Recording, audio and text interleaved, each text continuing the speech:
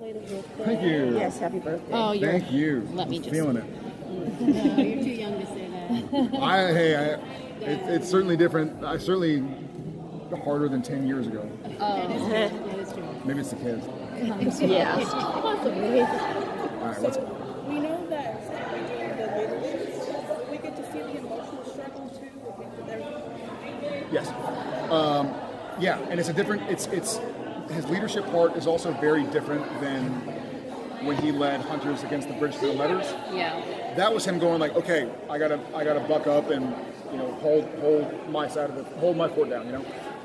This is he's sort of forced into it, but his plate is so full.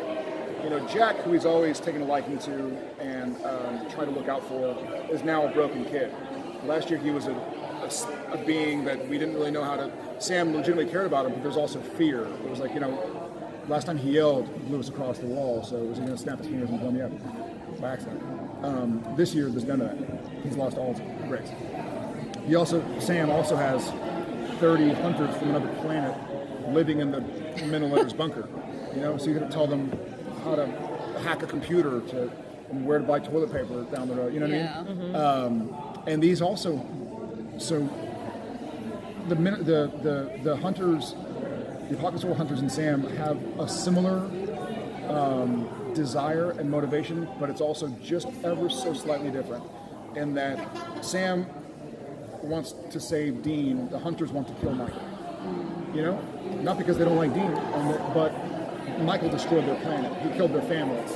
They want to find Michael and kill him before he does the same thing to Earth. So Sam, he's almost in a bit of a powder keg situation because they're all in his space and they're, and all hands on deck. Everybody's going in different directions, and so part of Sam was probably like, I hope they don't find him before I do. I want to be the one on the scene to find him because, God forbid, not that Michael would be easy to kill, but Yeah.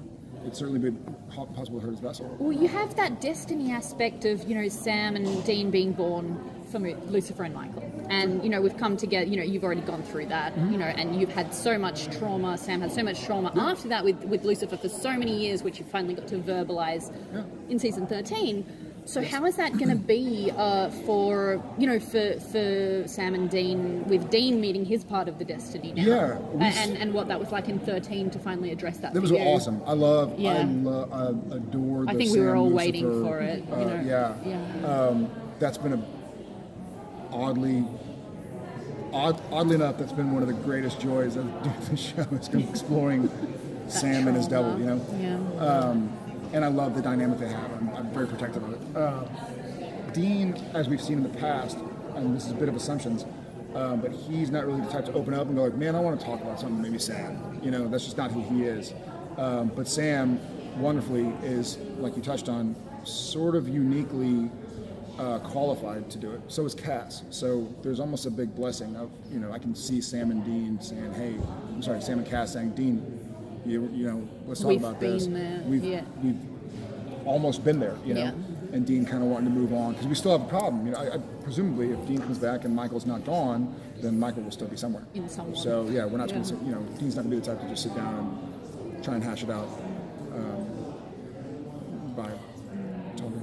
Okay, well, what about Sam and Jack? Oh. Yeah, I'll do this one. Their relationship. He feels for Jack. Jack has gone from being probably the most powerful being on the planet to one of the least. He's a 1-year-old, with the responsibilities of a grown man because he's a grown man.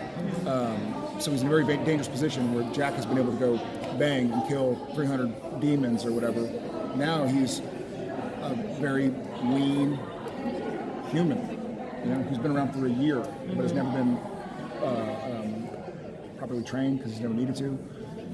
So Sam, I think, feels for him, knows he's a fish out of water, and also knows that he can be killed because he's graceless. And so Sam feels it's this huge responsibility. He's always felt the connection with Jack. And now that Jack really needs him, Jack's basically an infant. And so Sam is really trying to make sure Jack's okay, whilst not putting him in a position to get possibly killed, but still trying to find his brother. So, awesome. Thanks, guys. Thank you so much. Yeah, appreciate it.